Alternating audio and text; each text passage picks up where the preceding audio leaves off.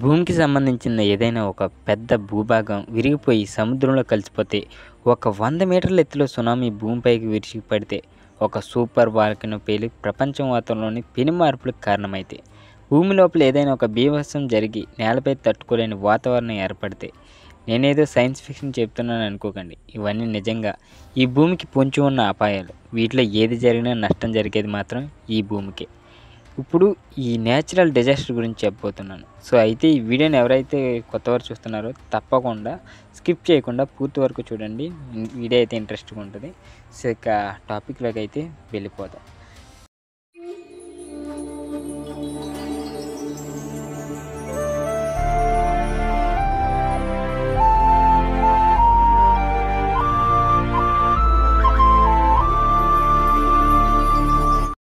ఇది మీ ఊహకు అందని విధంగా ఉంటుంది. ఇక ఈ డిజాస్టర్ డూమ్స్డే గ్లాసియర్ దీవి అసలు పేరు ట్వైట్సో. గ్లాసియర్ కానీ దీన్ని డూమ్స్డే గ్లాసియర్ అని పిలుస్తారు అనేది కొద్దిసేపట్లో మీకు అర్థమవుతుంది. ఇప్పుడు నేను చూపిస్తున్న గ్రాఫ్ ఏంటో మీ అందరికీ తెలుసు కదా. తెలియకపోతే ఇప్పుడు నేను చెప్తున్నాను వినండి. ఇది గ్లోబల్ సీ లెవెల్ గ్రాఫ్. సముద్రపు లెవెల్స్ అనేది స్థిరంగా ఉండదు, ఎప్పుడూ పెరుగుతూ తగ్గుతూ ఉంటుంది. అయితే ఈ గ్రాఫ్ మనకు చెప్తుంది, అయితే ఈ సీ లెవెల్ పెరుగుతూ పోతుంటే భూమి కొన్ని కష్టాలను ఎదుర్కొంటూ వెళ్తుంది.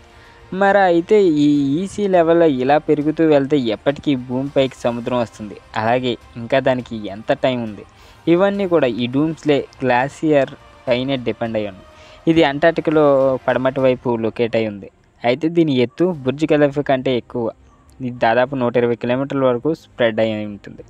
ఇది వరల్డ్ వైడ్గా గ్లాసియర్ ఇక దాదాపు 192,000 స్క్వేర్ కిలోమీటర్ల వరకు విస్తరించింది. నిజంగా ఇది ఎంత పెద్దదంటే మన ముంబై లాంటి నగరాలు ఒక 318 అంటే ఎంత ప్లేస్ ఉంటుందో అంత ప్లేస్లో ఈ గ్లాసియర్ అయితే అంటార్టికాలో శరవేగంగా ఈ గ్లాసియర్ కరిగిపోతుంది.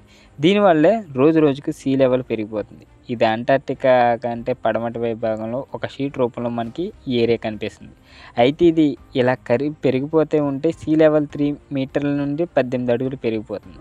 దీనివల్ల ఈ గ్లాసియర్ ఐస్ షీట్ మిడిల్లో ఉంది. సైంటిస్టులు చెప్తుంది ఏంటంటే వెస్ట్ ఆర్కిటిక్ ఈ ఐస్ షీట్ గ్లాసియర్ని కంట్రోల్ చేయాలని. అయితే దీన్ని కంట్రోల్ చేయకపోతే అంటార్టికా మొత్తం ప్రమాదంలో పడుతుందని అయితే చెప్తున్నారు.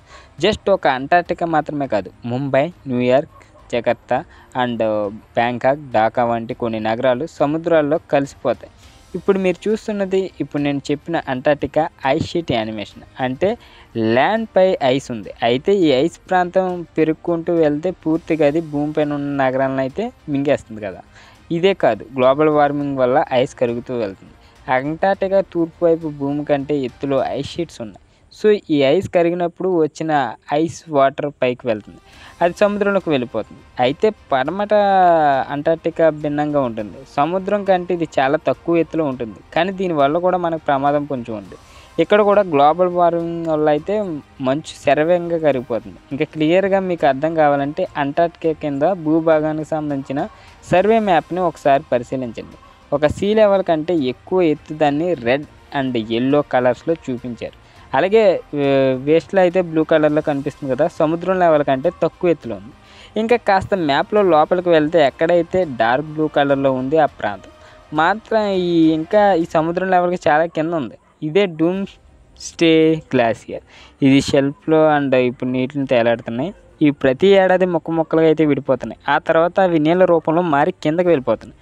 1992 నుంచి ఇప్పటి వరకు దాదాపు 14 కిలోమీటర్ల లోపల వరకు ఈ ఐస్ వాటర్ వెళ్ళాయి.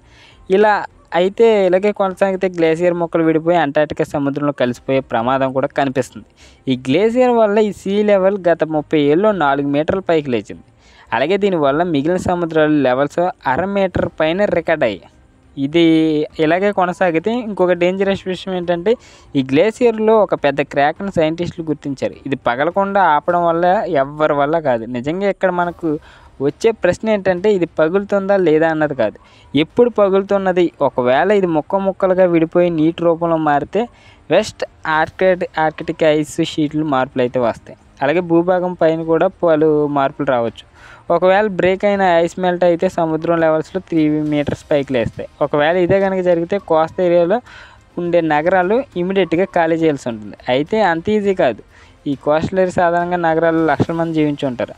వీళ్ళందరినీ ఎలా ఖాళీ చేయాలనేది ఒక పెద్ద సమస్య. అయితే ఒకేసారి లక్షల మంది ప్రజలు షిఫ్ట్ కావడం వల్ల ఎకానమీ కూడా పాడైపోతుంది.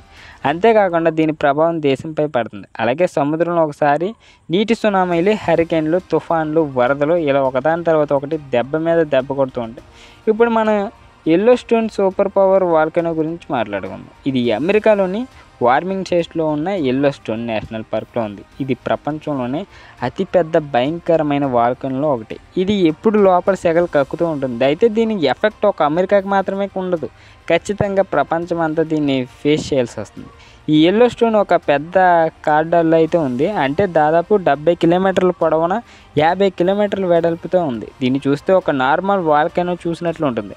ఇది మాన్స్టర్స్ అని అయితే నిరంతరం మండుతూనే ఉంటుంది. అయితే సైంటిస్టులు ఇలా సూపర్ వాల్కనోలు 7 లక్షల సంవత్సరాలకు ఒకసారి పేలుతాయని అయితే అంటున్నారు. అయితే చివరిగా 6,40,000 సంవత్సరాల క్రితం ఇది పేలిందని గుర్తించారు. అంతకుముందు 21 లక్షల సంవత్సరాల క్రితం ఇది పేలి ఉంటుందని అయితే శాస్త్రవేత్తలు అంచనా వేశారు. ఈ లెక్కల ప్రకారం చూస్తే యెల్లోస్టోన్ సూపర్ వాల్కనో 60,000 సంవత్సరాల తర్వాత పేలే అవకాశం ఉంది. ఒకవేళ నిజంగా ఇది పేలినట్లయితే అది ఒకే ప్రాంతం మాత్రం ప్రభావం చూపించదు. ఈ ప్రపంచం మొత్తం ఎక్కడి నుంచైనా ఇది 1000 కిలోమీటర్ల దూరంలో ఉన్న ఊళ్ళన్నీ మంటలో చిక్కిపోతాయి. మొత్తానికి చెప్పాలంటే ఒక్క స్ట్రోక్తో ఈ ప్రపంచం మొత్తం అయిపోద్ది అన్నమాట అంతం. ఇప్పుడు కుండ్రే గురించి దీని గురించి చెప్పుకుందాం. ఇది ఆస్ట్రేలియా, ఆఫ్రికాలోని ఈశాన్య మూలన్న స్పెయిన్ స్టేనరీ ఐలాండ్లో ఉంది. ఇంకా ఈ లా ఫాల్మా అనేది పిలిచే ఇందులో ఒక ఐలాండ్ దాదాపు 40 లక్షల సంవత్సరాల క్రితం కుమ్రే విజ్జిన వాల్కనో ఈ పేలడం వల్ల ఏర్పడింది. ఈ వాల్కనో ఎప్పుడూ రగులుతూనే ఉంటుంది. ఈ వాల్కనో కూడా వల్ల ప్రపంచానికి కూడా పెద్ద ప్రమాదం పొంచి ఉంది. ఈ క్రాక్ సీ లెవెల్ 6,000 అడుగుల ఎత్తులో ఉంది. ఒకవేళ ఈ వాల్కనో కనుక పేలితే గంటకు 250 కిలోమీటర్ల స్పీడ్తో పగిలిన రాళ్ళను ఎగసిపడుతూ ఉంటాయని సైంటిస్టులు చెప్తున్నారు. ఈ ల్యాండ్ స్లైడ్స్ వల్ల సముద్రంలో నీరు ఒక్కసారిగా 1 కిలోమీటర్ పైకి లేస్తుందన్నమాట. దీనివల్ల నగరాలపై సునామీ విరుచుకుపడే ప్రమాదం ఉందని భయపడుతున్నారు. దీన్నే ఎక్స్పెక్టెడ్ మెగా సునామీ అని పిలుస్తారు. సో మొత్తంగా చెప్పాలంటే ఈ కుమ్రే వీజా వాల్కనో ఒక టైం బాంబ్ లాంటిది, ఎప్పుడైనా పేలే ప్రమాదం ఉంది. నేను ఇప్పుడు పెర్మాఫ్రాస్ట్ గురించి చెప్తా.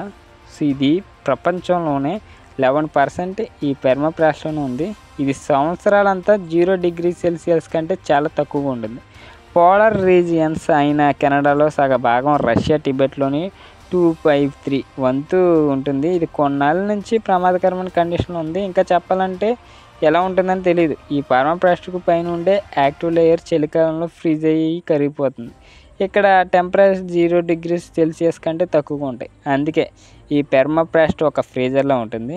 ఇక్కడ పెరిగే చెట్లు, మైక్రో ఆర్గనైజంలు అన్నీ ఫ్రీజ్ అయిపోతాయి. ఇక్కడ డీకంపోజిషన్ ప్రాసెస్ అనేది మొదలవుతుంది. ఈ ఫార్మాస్ట్రప్లని ఏడాదికి మరింత లోతుగా కూరుకుపోతుంది. ఇక్కడ ఇంకొక ఇంట్రెస్టింగ్ విషయం ఏంటంటే కొన్ని వేల సంవత్సరాల క్రితం అంతరించిపోయి ఇవన్నీ. సో కొన్ని రకాల జంతువులు కూడా ఇక్కడ చాలా చనిపోయి కళేబరాలు భద్రంగా ఉన్నాయి. ఈ ఫార్మా భవిష్యత్తులో అయితే ప్రపంచానికి పెద్ద ప్రమాదం తెచ్చిపెడుతుందని అయితే సైంటిస్టులు అయితే అంటున్నారు. ఇది ఎలా మొదలైందో కూడా వాళ్ళకి తెలియదంట. ఒక అంచనా ఇది రోజుకి సో దాదాపు పెరుగుతూనే వెళ్తుంది. ఇది గనక ఇలా మెల్ట్ అయిన నేలలో సింక్ అయితే ఆ తర్వాత అది పెద్ద ప్రమాదంగా మారుతుంది. దీన్ని ఒకవేళ కంట్రోల్ చేద్దామని అది ఎవరి తరం కాదు. వచ్చే 50 నుంచి 70 ఏళ్ళలో ఈ పెర్మాఫ్రాస్ట్ 70% మెల్ట్ అవుతుందని. ఒకవేళ ఎప్పటికప్పుడు మనం గ్లోబల్ వార్మింగ్ తగ్గించుకున్న ఆ ప్రమాదాన్ని మనం ఆపలేం. సో ఇలాంటి ఎన్నో ప్రమాదాల మధ్య ఎప్పుడు ఏది పేలిపోతుందో, ఏది ఉప్పొంగుతుందో తెలియదు. కాబట్టి జీవితాన్ని వీలైనంత వరకు హ్యాపీగా గడపండి. సో ఇది గైస్ వీడియో నచ్చితే తప్పకుండా లైక్ చేయండి. ఇలాంటి ఇంట్రెస్టింగ్ స్టోరీస్ కోసం, ఫ్యాక్ట్స్ కోసం మన ఛానల్ తప్పకుండా సబ్స్క్రైబ్ అయితే చేసుకోండి.